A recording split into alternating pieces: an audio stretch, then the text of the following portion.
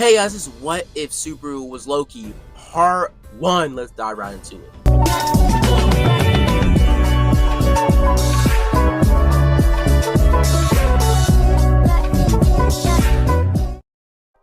Now, if you know me, I have dropped a lot of polls on my community tab asking you guys how the story should progress. So this What If has been in the projects and the workings for a little while. I've been toying with the idea of different starter lines, plot points, and a bunch of other things, how the story would progress, and how Loki, or Subaru basically being Loki, would affect the timeline of this story and affect the ReZero world in a whole. It will have a big butterfly effect for Subaru being Loki, so there will be a lot of other characters that will be changed through Subaru being Loki. So that's going to be a very big plot point in this story. But besides that, let's just dive right into this fanfiction. What if Subaru was Loki? Part 1, let's dive right into it. We start our very fast and interesting story on Asgard, the city of gold. But not in the throne room or even on the Bifrost. We start our story deep in the bowels of Asgard, through the caverns and the mass array of dungeons and prisons. As you see one specific, very nice, elegant looking cell, we are shown a black-haired, young-looking boy, pacing back and forth in his room as reading a book and reminiscing in the past. He's been there for about a few months now, and so far, he's been planning a very big escape and a very, let's just say, criminal pillage on the ones that captured him. But before he can interact or do that plan, a night before the plan would have been in motion, he gets a visitor. Not from his father, not even from his brother, and not even from his mother, even though she visits him most of all the time the last few months he's been here. He gets a visitor from an old, well, friend, or it's a very big stretch to call him a friend. As the man walks into the room, stating his name and also addressing the black-haired boy as Loki Laufeyson. And the man, dressed in all gold, being addressed as Heimdall, the guardian of the Bifrost. As he talks to Loki, trying to warn him about an upcoming evil that's coming for him, that is passing through all the realms and all the 9 gates to get to him. Loki being confused, saying, "Is this some sort of joke? You never visited me in the time I was here, and you came here to warn me. I didn't know you cared that much, Heimdall. I'm not here to make friends with you, or to even make sure you're safe. I'm here to warn you for what's to come. You're going to be taken. There's nothing I can do. It's nothing Odin can even hope to do. It's an evil, it's a force that he cannot stop, and it's coming for you." As Loki would squint his eyes, chuckling and saying, "I know my father isn't the very best one when it comes to telling the truth, considering that he lied to me my whole life. But I highly doubt you guys have the smarts to lie to me like this. But I don't believe what you're saying." As Heimdall says, "In my years of looking over Asgard, watching you as a boy, being there, training you, and your brother, I never thought in a million years you would come to be a monster you are today. A pillager. A demon. I'm no demon, and I'm far from a monster. Heimdall, I was born to be a king. I was born a god, half god. It doesn't matter, Heimdall. I don't care what you say about me. I don't care what father thinks about me." Why do you even call him father? I don't care what Odin thinks of me, and I did what it buffoon Thor. I am going to be king of Asgard. Fuck it. I'm going to be king of everything. I'm going to be a ruler over all the 9 realms, and a god amongst I am Loki, the god of mischief. I will be eternal. You cannot choose to be that. And do you really even want that, Loki? Do you really want that? Yes, I do, Heimdall. You don't know me. None of you know me. I do. I think I do. Just because you've heard and seen me my whole life. Just because you see and hear everything in Asgard, everything in the 9 realms, doesn't mean you know me. You don't know what I've been through, and you don't know what Odin did to me. You don't know how that made me feel. You don't know what I'm willing to give up to get to my throne. I am the rightful ruler of Asgard. I earned it.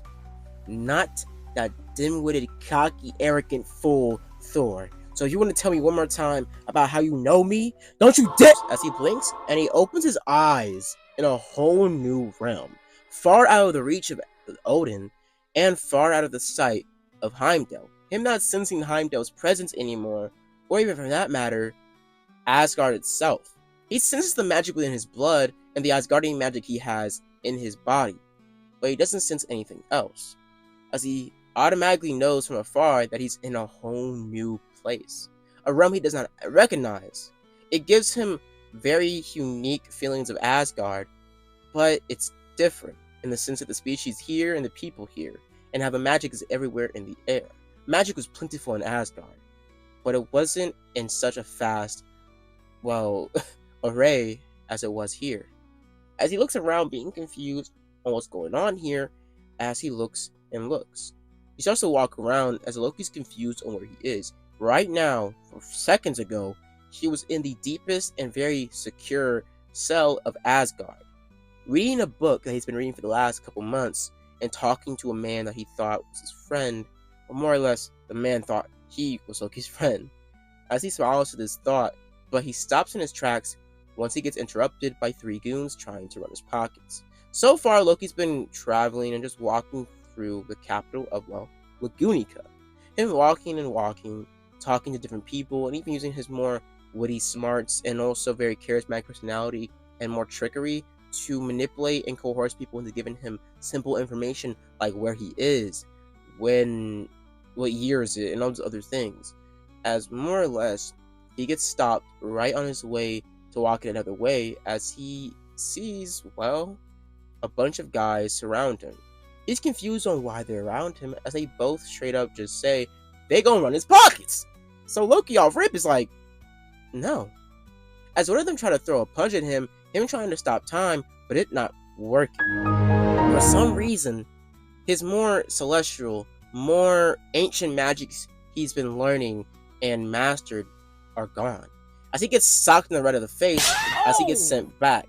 As he gets back up, being pissed off, as he pretty much makes an illusion of around 50 to 60 copies of himself swarmed in this alleyway, as he pretty much disorientates all these guys, and sneakily just knocks the crap out of them with a single swift punch right in the forehead on all of them, knocking them all cold, as he looks at one of them, as one of them wake up, looking back at him, saying, don't kill us, please, we don't know who you are, we didn't know who you are, as he looks at them saying, I'm a god, boy, and you played with the wrong one, but you're in luck. I need some information from you, and I'm hoping you can give that to me, or else I might have to murder you and get you like a fish.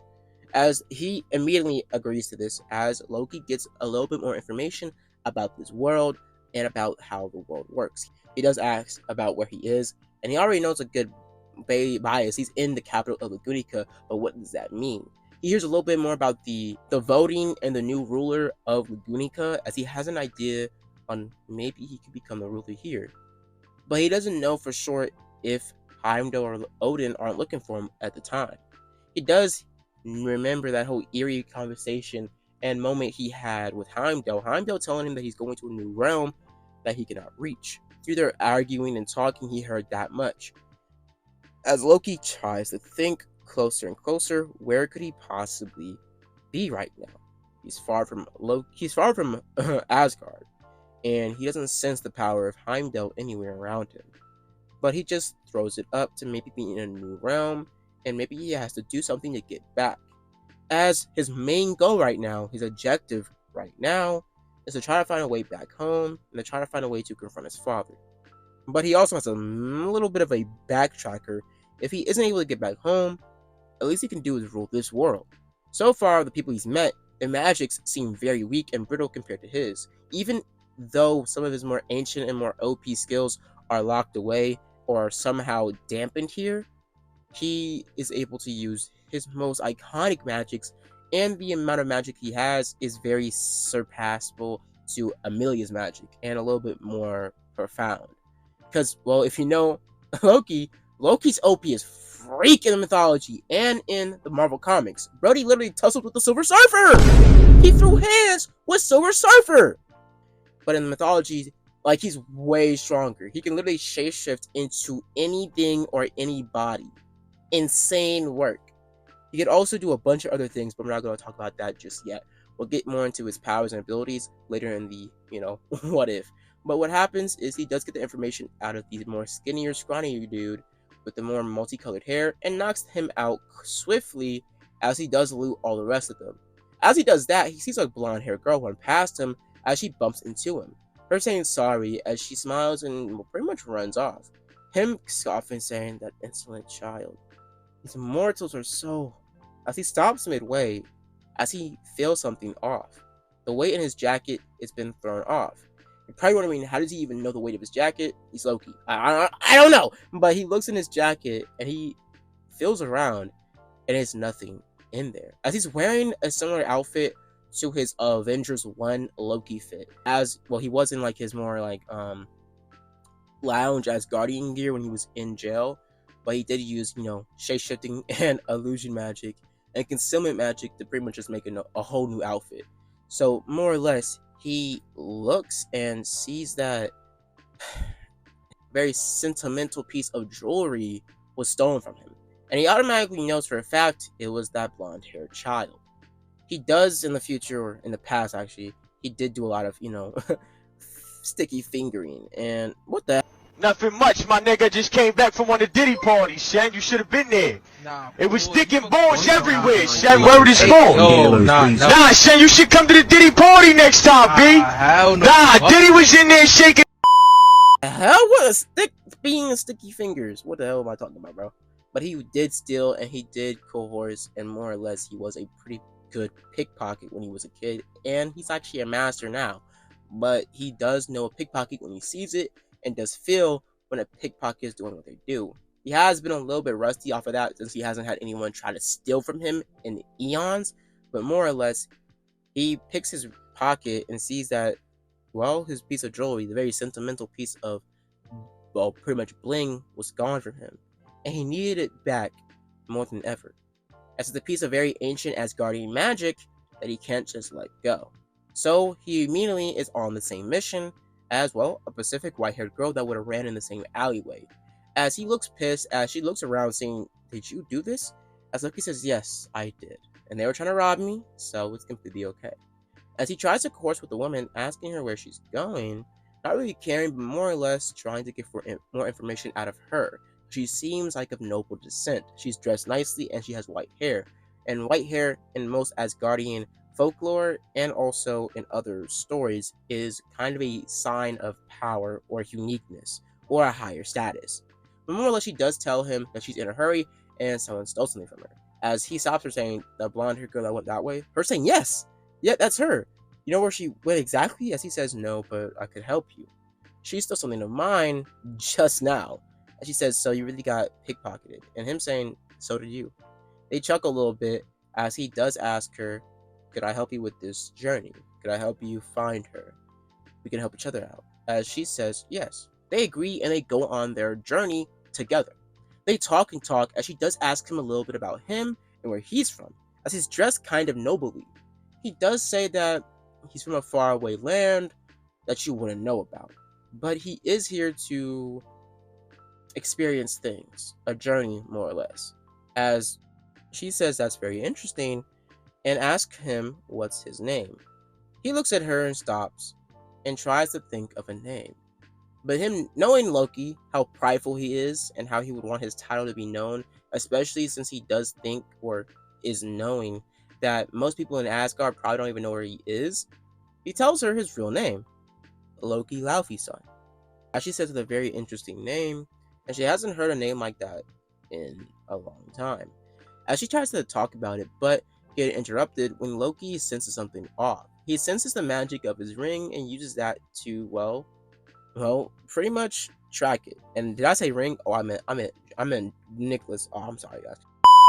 But Loki and, well, Amelia make their way. Amelia does tell Loki her real name, since Loki came off a lot more, let's just say, trustable. Because, well, Loki's a god of mischief. He's supposed to seem trusting and reliable, and he uses that to get underneath your skin and to get the thing or the information he wants out of you. So, off rip, he's coming off very trustworthy towards Puck and Amelia. He does get introduced to Puck as well, as Puck is like straight up bamboozled by Loki. He tries to send something off, and he does have a slight feeling that something's off about this guy. But Amelia pretty much dismisses it, saying that he's a very trustworthy face, and automatically he did help me and is helping me right now to find my pendant. So they both make their rounds, and eventually around nighttime, they make their way to, well, the cavern or the auction house. They waltz up in there and they look around, seeing no one in there. They both walk in actually at the same time, as they get there about 20, maybe 30 minutes earlier. They walk in there as they see a, well, blonde-haired girl on the floor bleeding, and seeing a bigger dude cut in two on the ground. Amelia is literally about to throw up at the sight, but Loki just walks past him like he was nothing, because, well, Loki's over thousands of years old, and he's literally been in wars before. So he does not really care, or he's caused mass wars and death. But this Loki walks around. Now, there's this disclaimer. This is a mixture between Norse mythology Loki, comic book Marvel Loki, and MCU Loki. So it was a three-way mixture of all three of those Lokis. So, yeah. But he walks around, and he eventually looks over to the girl as she tells him with her last breath to look behind him. And being confused, but out of nowhere, a black-haired woman jumping out of the shadows trying to cut him like a shish kebab. Loki narrowly dodges it, grabbing her by the wrist and throwing her into a nearby cart in the room. She gets back up, looking at him, saying that's very smart and very fast of you. She starts to mess with her dagger and pretty much doing knife tricks, looking towards the two of them, saying that she's going to enjoy this very much. As Loki uses magic to lighten up the room, causing the room to envelop in light, seeing the atmosphere and the room a lot better, giving Loki a lot more of a bigger advantage. He disappears within the room, as it seems like it's, well, invisibility. She looks around, trying to confuse and being confused, trying to figure out where he is. As she just gets him out of his mind, rushing towards Amelia, about to get her like a fish. But before that can happen, she falls through Amelia like it was an illusion. And we get switched to Loki and Amelia outside the cabin, as Loki takes his hand off of her head, as she says, What was that? Him saying that, well, it was more or less an illusion. Him also being asked, how could you move her if it was an illusion? Him saying he used telekinesis to give the illusion of feeling or touch. As Elsa jumps through a window, seeing both of them across the building, she lunges right towards them. Subaru grabs Amelia, chucking her out of the way as he tanks the stab wound as he grabs it, literally like ninja style, using both of his hands to stop the blade. He kicks Elsa dead in the ribs, kicking her back as he cracks the blade in his hands. As obviously, if you don't know this, Loki is strong. Like, he is strong physically. He doesn't use his physical abilities that much, and he won't this much in this What If. But, like, you know, when that main character Power Within comes out, he will be using his more physical abilities. But for now, he just uses his strength in small quantities, not trying to rely on his natural strength, and more rely on his magic and his smarts. But he looks back at Elsa, saying, why are you doing this? And why did you kill those two people? They might have been thieves, but they weren't monsters. As Loki doesn't really care that much about what he's saying, he just wants to get underneath this woman's skin. But this woman automatically gives him a very clear and very direct answer. They were in her way. As he already knows the type of person Elsa is, that she most likely is just like him, willing to kill anybody for what they want. As he looks back at her, as he gets into a fighting stance, saying, I guess we gotta start doing this, huh? As he disappears with an illusion, doing invisibility yet again. With this invisibility, he uses illusion magic to basically bend the light around him, causing him to go invisible. Because that is an actual canon ability Loki has, I think, in Norse mythology and in the comics. So he goes invisible and pretty much tries to get a jump on Elsa, but Elsa has superior reaction time over, well, Loki. And her blades are capable of cutting through his skin, since he did realize that his, well, skin is a lot weaker on this realm for some reason. And maybe in his human form, it is that weak, or in his Asgardian form, it is that weak. But He tries to dodge and weave more and more of the attacks, eventually grabbing her by the wrist and trying to knock her out with a clean headbutt.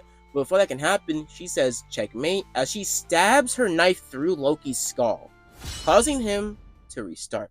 Loki opens his eyes right where he was in the beginning, in the alleyway in front of the three goons, right after the blonde-haired woman would have bumped into him. He looks at her as he tries to lunge towards her, but her saying too slow as she runs off, as she's able to get out of there before Loki can catch up with her, as he's confused on what just happened. He was fighting that black-haired woman, and this just happened. He has had experience with time travel and manipulating time using his magic in that way, but he was very, let's just say, inexperienced with time magic, as he didn't know anything about time travel just yet, and he hasn't unlocked the full capabilities of time travel. But he tries to think about what in the world just happened to him. He was killed, but how is that possible? He's a god. But somehow he tries to pretty much think about what could have happened. His more ancient magics were gone, or to his knowledge, locked away. And the other capability, his other fear, is that he's supposed to be nearly invulnerable. Anything that isn't at Asgard cannot hurt him. But he's confused on what just happened. He was stabbed in the face and died. He shouldn't have died that way. In the past, he literally got his head cut off of his neck, and he was still alive. He was confused on what happened. How could he die? He was a god. Even if he was half god, he was still semi-immortal. Nothing normal could kill him. Burning, decapitation, shooting, stabbing, none of that could work on him. But how did it work on him now? He never had to be scared of a mortal killing him. Only his brother, Odin, Heimdall, or any other Asgardian that is a god could kill a god.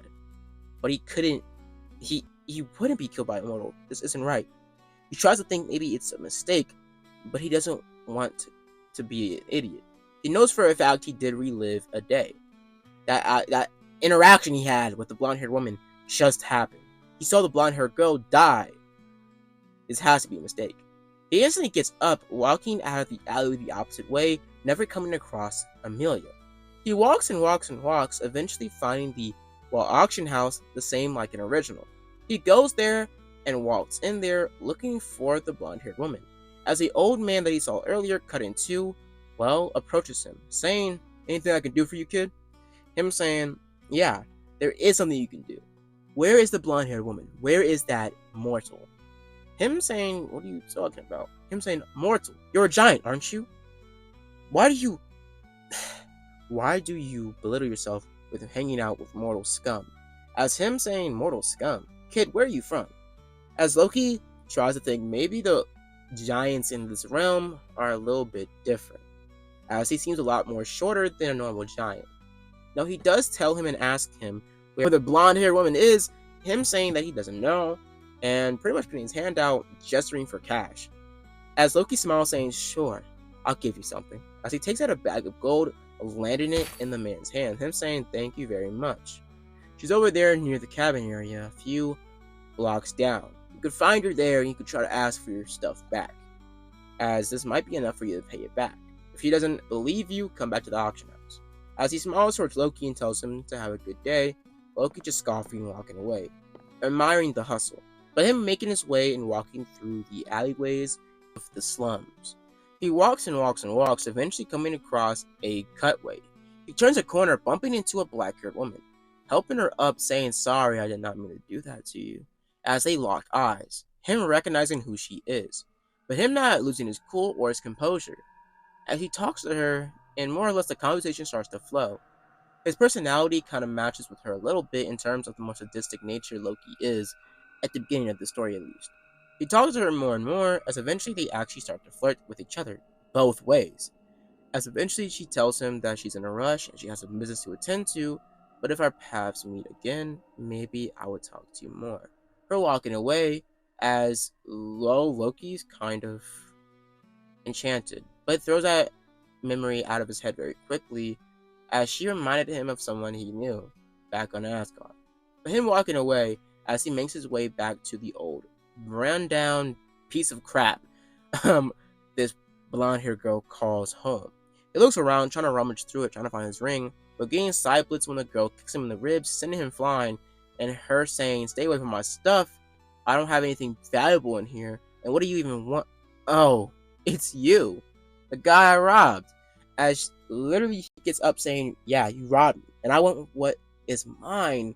As she's confused on where he is, as he appears right behind her. Her being confused, jumping back, saying, "How did you do that?" Him saying, "Magic. Can't you use it?" As he walks towards her slowly and ominously, as she says, "You're not getting your stuff back. You're gonna have to pay like everyone else." As he chuckles, saying, as he thinks about killing this girl right here, right now, because he has the power to do it, but he stops himself, wanting to find where his real ring is, and wanting to know why she took it, because he's curious now. He's died, literally, he died like a few minutes ago, and it was because of this girl. It was because of this girl's stupid idea of stealing from him. So he says, "Fine, but you know what? I want what else? I want the other thing you took, the pendant."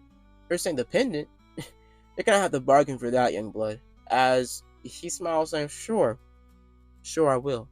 He follows her back to the auction house, as the man says, Look, Felt, he gave us his bag of coins. You can give him his ring back, though."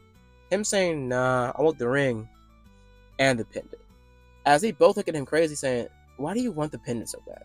And also, why did you drop so much cash, so much coin on this ring? It has to be a pretty penny, huh?" Him saying, "I guess it is." As he tells them a story about the ring and where it came from. Now, this is separate from the story. Basically, I'm gonna give you a little bit of a history lesson on Norse mythology. In Norse mythology, there was a ring, and the story behind it is it kind of was a subcursor or precursor to greed. It showed and pretty much told people the idea of greed can destroy families and a person and turn you into the worst type of monster. The story begins with Vari. And Vari was a dwarf king, and more or less he owned a ring and gold. And Loki stealing the gold and the ring, and Vari cursed the ring, causing the ring or the possessor of the ring to have great misfortune and greed, destroying themselves and others around them. So whoever possessed the ring would destroy themselves, well, willingly. So more or less, the ring was kind of like the ring from, what was it? The Lord of the Rings? More or less, the ring caused greed. It was greed incarnate, and you would do anything for the ring and the gold it came with. The ring had thousands of gold that came alongside of it, and that gold was also cursed as much as the ring was as well. So pretty much whoever had the ring or whoever wore the ring, technically whoever wore the ring would have that cursed greed. That greed that would envelop you and control you and turn you into a monster. Because with that greed, and Vari's son got the ring and the gold and was so filled with greed that he killed his own father and became a dragon to look over the gold and the ring. So yeah, it was kind of crazy, and that was the Norse mythology lore behind Anvari's ring and the ring in this story. That story applies to this ring. So whoever shall hold the gold, or more or less, more technically, the curse would activate on the person if the ring was on that person. And if you put the ring on, you would be so entitled, and a mortal especially would be so enveloped with the greed that they would never want to take off the ring, causing the ring to envelop their soul with nothing but greed, pain, and destruction. So that's pretty much the reason why Loki wanted the ring back. He wanted the ring's power back because it had very powerful Asgardian magic locked away within it.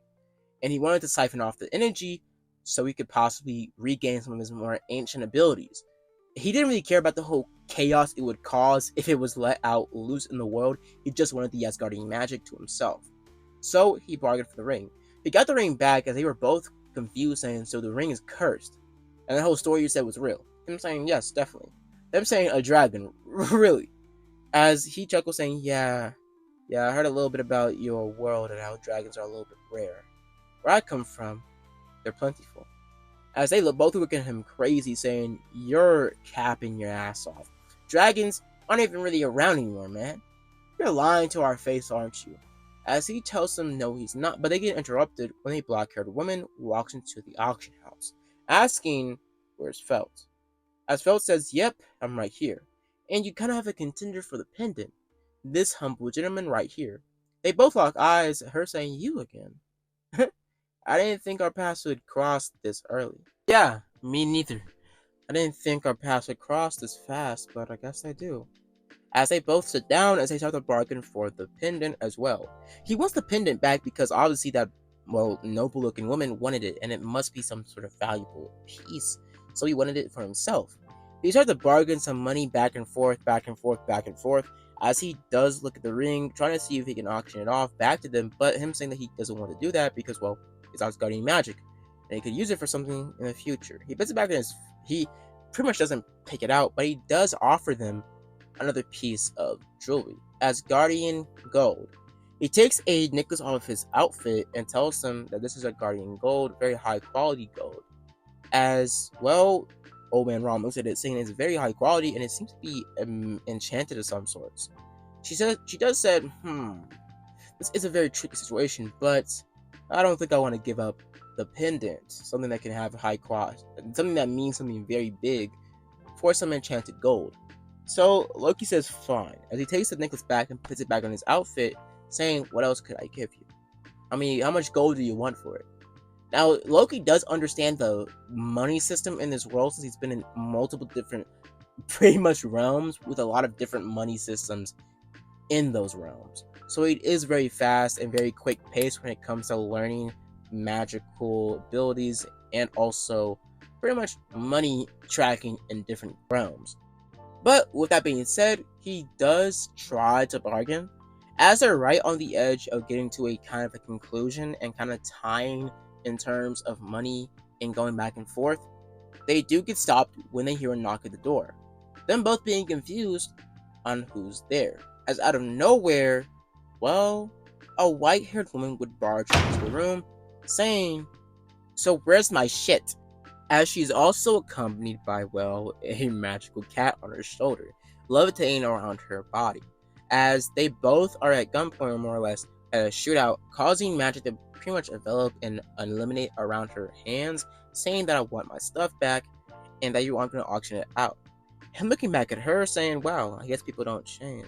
As he recognizes the flower on her forehead, recognizing it from the girl that she insisted to help when they were both on their own journey trying to find the ring.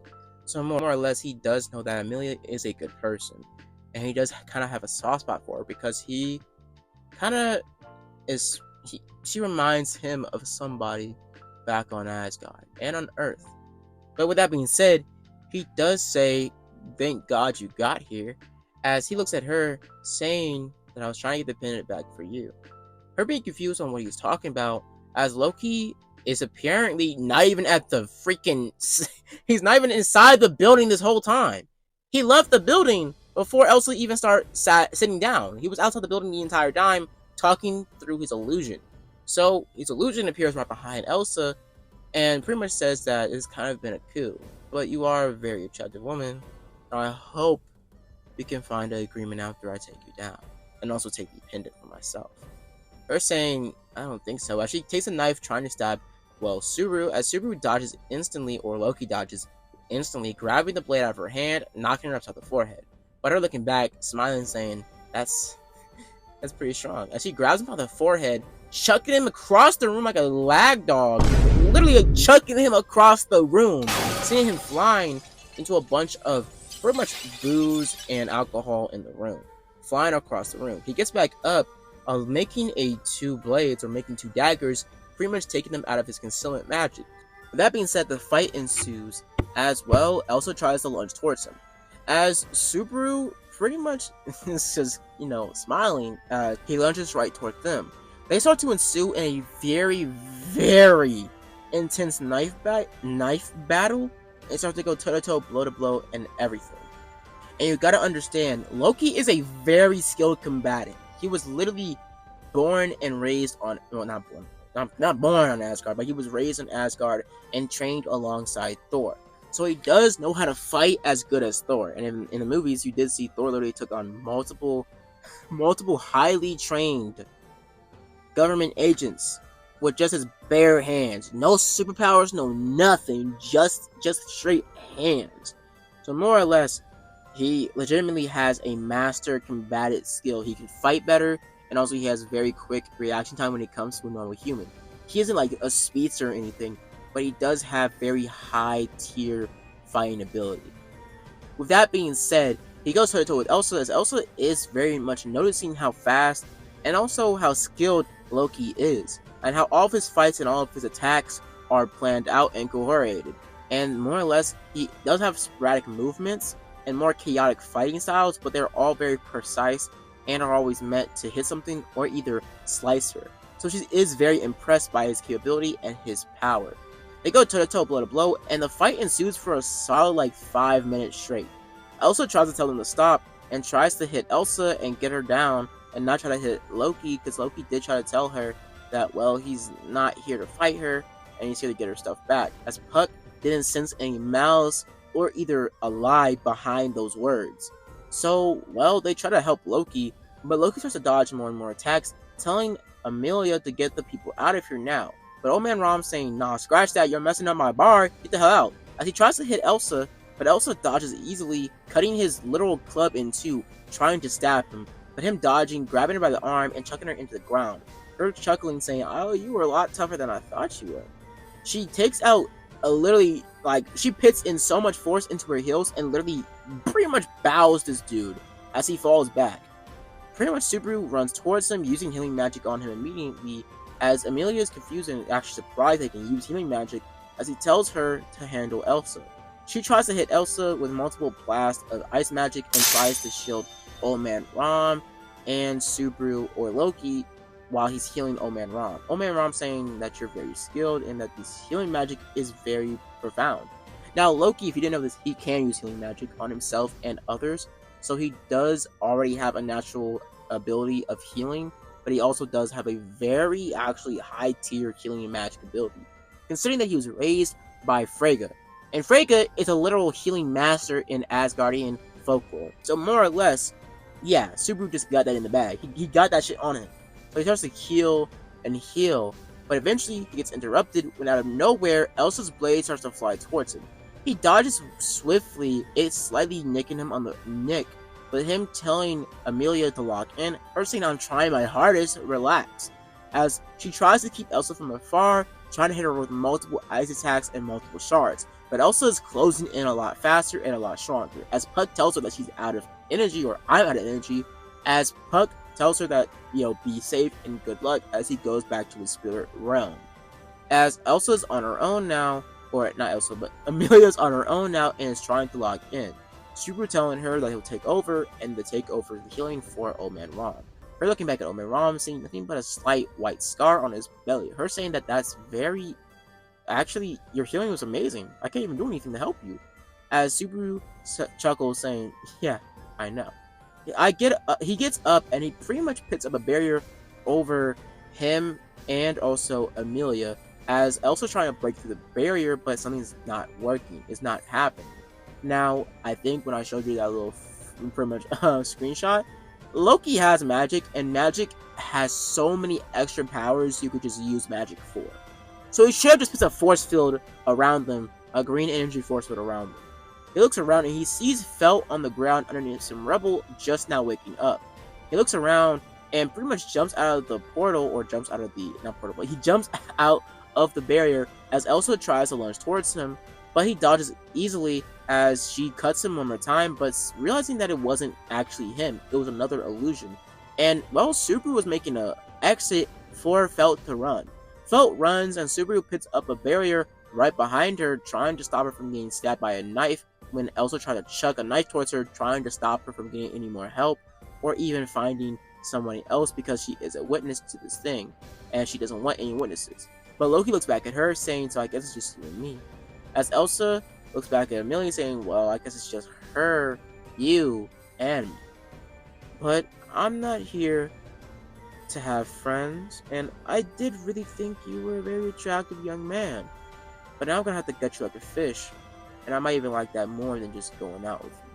As she lunges right towards Subaru, as Subaru/Loki gets into a fighting stance, as they go toe to toe, as he enchants, or pretty much not chance, but takes out 2 more daggers and starts to go toe to toe with Elsa. They start to fight and tussle longer and longer and longer as the fight ensues a little bit longer than usual. Elsa's going toe to toe, blow to blow, as she's not getting tired, and Loki isn't either. Loki has far superior stamina than any normal human, so he starts to go toe to toe and tries to take her out with more raw strength, since he is vastly more stronger than Elsa. But Elsa, yet again, is vastly superior than him in straight up just speed. And speed might win this fight, considering that Subaru is not he's not as vulnerable as a human, or even as Old Man Rom, but he is still vulnerable enough to get killed by Elsa's blades, and the way she's about to move them blades at Mach speeds, they're definitely gonna hurt, and they definitely might kill him again. Subaru doesn't want to kill or be killed again, so he tries to keep his distance. And multiple attacks start to fall through his defense, as multiple blades, stabs, and cuts start to get hit on his lower remedies and ribs. He starts to get sent back as he gets up and he tries to fight back, using healing magic on him, as well as fighting her as they're going toe to toe, blow to blow. He uses telekinesis to push her back and also slow down her movements, giving him enough time and enough speed to hit a lot of nasty combos on her. But her slowly healing, as well, he does recognize that she does have some sort of healing ability or property. Her smiling, saying that you can heal too. This might be interesting. As she slowly sees the healing and the green energy on more of his more deeper cuts, starting to, rip him back together, or pull him back together. They're about to go toe to toe again, as Elsa's determined to gut him like a fish in this next brawl. But then being stopped when out of nowhere, a huge clash of magic stops the two from colliding, as a redhead boy appears in the fight. As we get switched prior to this, as we see Felt running down the alleyways and the streets of the slums, asking and yelling and pleading for help, but being stopped when she sees, a redhead boy by the name of Reinhardt, as he shows up, stopping Elsa and also helping Subaru. As I'm going to be switching between Subaru and Loki, but, Loki looks back saying, "Who are you?"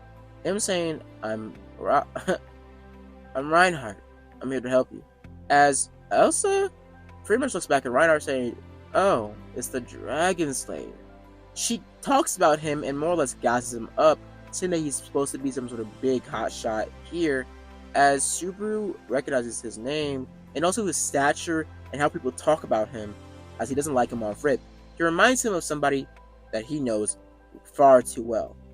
But Loki pits it alongside his selfish ambitions and more or less rage for the feeling that Reinhardt is giving him, but he tells Reinhardt that he can help him, as Reinhardt says that he doesn't need it and that he's here to help him, and it already looks like you need your own help.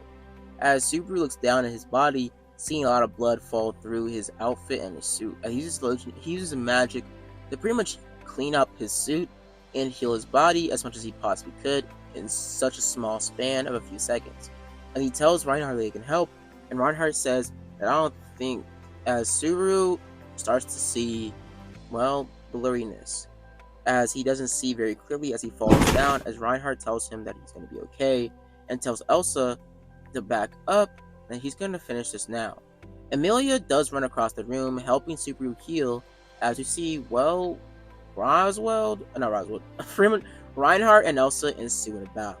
Now I'm going to keep it a buck, keep it very short and sweet. We already know Reinhardt beats the snot out of Elsa, and Elsa is presumed dead after the fight takes part. The fight ensues with him just hitting her with a finishing blow, taking all the mana in the air after Subaru is healed by Emilia, and the fight stops there.